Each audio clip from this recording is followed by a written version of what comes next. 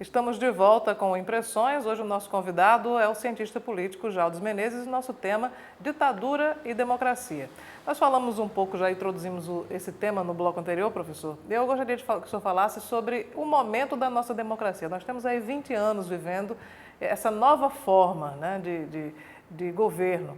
O Brasil está se acostumando? Qual a sua análise a respeito do grau em que nós estamos de democracia? Olha, eu não seria tão otimista. Eu acho que a médio prazo a democracia corre risco no Brasil. Eu vou pontuar com alguns exemplos históricos. Primeiro, nós vivemos hoje na sociedade brasileira um momento de radicalização pelas pontas. Então, um certo bloco, digamos assim, intermediário, ele começa a se diluir pelas pontas, há uma radicalização pelos extremos. Isso quer dizer o seguinte, a médio prazo nós podemos assistir na sociedade brasileira, eu não descarto isso, o processo de violência política. Isso não está colocado na ordem do dia, mas a médio prazo isso está colocado. Porque, por exemplo, vamos comparar um hipotético impeachment da presidente Dilma e o processo que ocorreu em 92 com Collor de Mello. O processo de impeachment em 92, primeiro, ele foi um grande acordo dos três principais partidos políticos brasileiros, que eram e ainda são o PMDB, o PT e o PSDB. O impeachment de Dilma, caso aconteça agora em 2016, né, porque certamente isso vai se prolongar pelo próximo ano, ele não será um acordo entre os três grandes partidos, ele será exatamente a conflagração dos três grandes partidos. O PSDB em bloco quer o impeachment, o PMDB está rachado, Renan Calheiros e o PMDB do Rio são contrários, o bloco de Eduardo Cunha fez uma aliança com o bloco de Michel Temer e o PT radicalmente contra. Então, veja bem, Itamar Franco, ele permitiu governar o Brasil uma coligação que tinha um acordo entre os três principais partidos. O PT não participou do governo, mas o PT participou da unção de Itamar Franco. E agora não, agora você vai ter o PMDB rachado, o PSDB pelo impeachment e o PT contra o impeachment. Outra coisa, o sistema partidário brasileiro de 92 era menos fragmentado do que o de hoje. Então, era mais fácil construir maiorias parlamentares em 92 do que agora. Então, claro, o presidente Michel Temer vai ativar os cordéis presidencialismo de coalizão, esses partidos PTB, PR, esses partidos que funcionam na base do toma lá da cá do presidencialismo de coalizão, deve apostar em hipotético governo Temer. Mas, mesmo assim, é um governo frágil, porque ele vai encontrar o Brasil em crise econômica, em crise política e em um impeachment que não resolve a crise institucional.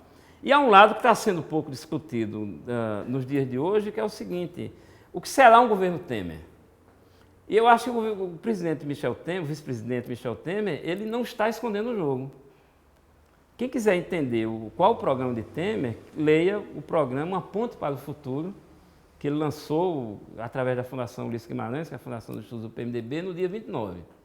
Né? Eu acho que a Ponte para o Futuro, a gente pode até discutir isso aprofundadamente daqui a pouco, eu chamo de o mais neoliberal dos programas neoliberais brasileiros. Muito mais do que o plano de Fernando Henrique Cardoso, muito mais do que a Aécio Neves. Isso apontaria para uma conspiração de Temer já há muito pela queda de Dilma Rousseff?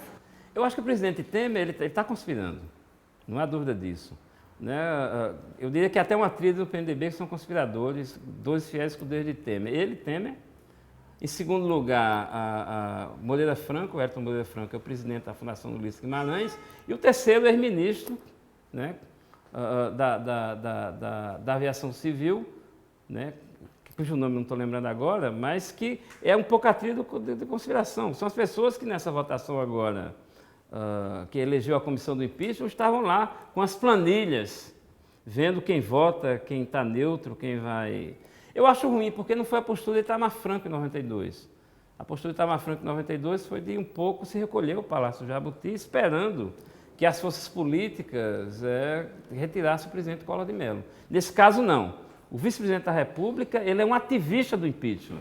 E até fez questão de deixar isso claro na carta que ele mandou para Dilma e acabou vazando, talvez por ele próprio. Uma carta, eu acho que revela um político menor. Não são as mesmas questões da sociedade brasileira que estão naquela carta, mas são questões de um cortesão, questões da corte.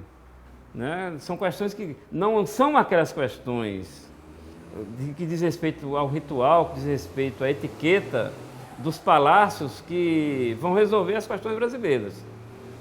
Quer dizer, são questões menores que na verdade, certeza, iam de encontro à conveniência. Algumas até folclóricas, né? Como que a presidente Dilma não convidou ele, Michel Temer, vice-presidente, para um encontro com o vice-presidente Joe Biden dos Estados Unidos. Isso é folclórico, na minha opinião. Em relação ainda a essas questões da democracia, professor, eu volto à pergunta inicial. O povo brasileiro, ele está acostumado a viver essa democracia ou ele está estranhando ainda esse momento? Olha, nós temos uma experiência da democracia. Tem uma coisa interessante da radicalização do processo político brasileiro, que em sala de aula, inclusive, eu estava lembrando aos alunos, eles ficaram até espantados. Olha, em 2000, não faz tanto tempo assim, né? Há 15 anos, o antigo líder do DEM, antigo PFL, Antônio Carlos Magalhães, que já morreu, ele subiu as escadarias do Centro de Estudos do PT, a Fundação Perseu Abramo, para discutir lá no Instituto Perseu Abramo a fome. Então você veja, é imaginável hoje um líder do PMDB subir as escadarias do Centro de Estudos do PT para fazer um debate. E eu lembro que em 2005, isso é fantástico, o presidente Lula, na crise do Mensalão, ele cogitou em certo momento, que era um momento de grande dificuldade política do primeiro governo Lula, ele cogitou, isso pode parecer incrível, a hipótese de Aécio Neves, ele mesmo, é sério, como candidato à conciliação com o apoio do PT. Então você veja, a deterioração dessas relações de 2005 para cá, elas são muito grandes. Quando eu digo que em 2005 Lula cogitou Aécio Neves para presidente da República, parece que é inacreditável. A outra, se a gente for ver a história brasileira, nós temos um passivo de democracia. Né? Desde antes, mas principalmente desde a República de 89, de golpes militares. Né? E nós temos também pseudos golpes e mini-golpes, micro-golpes. O que tem de alento aí, e a gente indo para a teoria, eu acho que é importante dizer isso, é que o golpe não necessariamente é a ditadura. Há golpes que resultam em ditadura, como 64, na história brasileira isso é pródiga, mas há golpes que não resultaram de ditadura, resultaram em uma espécie de blackout da institucionalidade democrática que volta mais adiante. Eu vou dizer um golpe, eu acho que é um golpe técnico, no termo da palavra, que é a posse de Juscelino Kubitschek. Né, que o general Lott, que era o ministro da Guerra, naquela época não tinha ministro da Defesa, tinha ministro da Guerra. O que aconteceu? Foi eleito Juscelino Kubitschek, não por maioria absoluta, coisa que Dilma inclusive foi, porque no Brasil hoje tem segundo turno, naquele período não tinha. Juscelino Kubitschek representava, como político do PSD, um pouco certos elementos da era Vargas, que tinha morrido há pouco tempo. Então várias forças, principalmente da UDN, não aceitavam a posse de Juscelino Kubitschek e começaram a conspirar. Né? Havia um certo peso da UDN nas Forças Armadas, havia um peso na imprensa, através de Carlos Lacerda. E aí, primeiro, o vice-presidente Café Filho, ele participava da conspiração, por motivo de doença, ele teve que sair do poder, entregou a presidência ao presidente do Congresso Nacional, que, por seu turno, entregou ao ministro do Supremo Tribunal Federal, que também participava da conciliação golpista. Então, na hora que se tramou contra a posse de Juscelino, o que foi que Lott fez? Ele depôs o presidente em exercício em benefício da unção do presidente eleito. Então, Juscelino, ele participou um pouco, digamos assim, não, o general Lott, em um golpe técnico. Ou seja, um golpe para coibir o golpe, um certo golpe preventivo. Né? Então, o que é que se seguiu ao golpe de Lott? O golpe técnico, eu diria. A ditadura, não. Se seguiu um período democrático. Mas 64 foi diferente. Mas esse é um golpe de exceção, vamos dizer assim. É um golpe de exceção, mas no mundo teve muito disso, viu? Na história do mundo, teve muito, em vários países tem essas características. Em 64, não. Em 64, Castelo Branco assumiu, inclusive prometendo que em 65 nós teríamos eleição para presidente da República, e a ditadura militar durou até março, aliás, porque o colégio militar em janeiro e a posse do presidente, que acabou sendo Sarney, né, só se deu em março de 85. A ditadura do Brasil ela teve muita similitude com as ditaduras latino-americanas, né, professor? Similitudes e diferenças. Há uma diferença importante que a ditadura brasileira ela foi desenvolvimentista.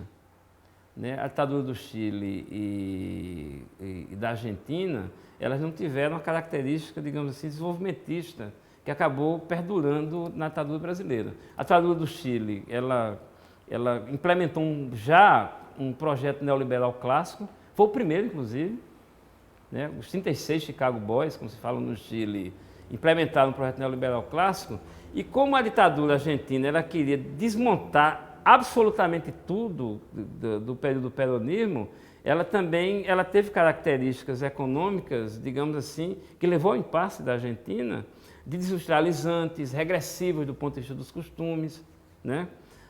Então, nesse sentido, a ditadura brasileira ela tem essa diferença do desenvolvimentismo em relação ao Chile e à Argentina. E nesse momento em que se fala no impeachment de Dilma Rousseff, né, nós temos que lembrar também do caso Collor. Eu queria que o senhor falasse um pouco, fizesse uma diferenciação entre o que era incluído no pedido contra Collor. Houve também uma suscitação de impeachment contra o Fernando Henrique Cardoso, e esses temas o senhor aborda daqui a pouco, depois do nosso intervalo.